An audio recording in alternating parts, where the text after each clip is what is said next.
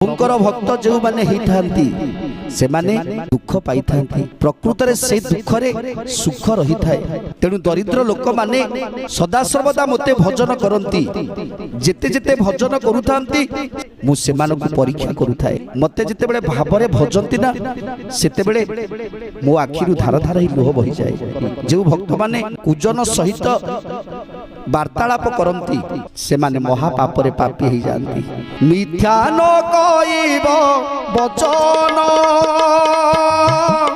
सत्य रे काटिब जीवन।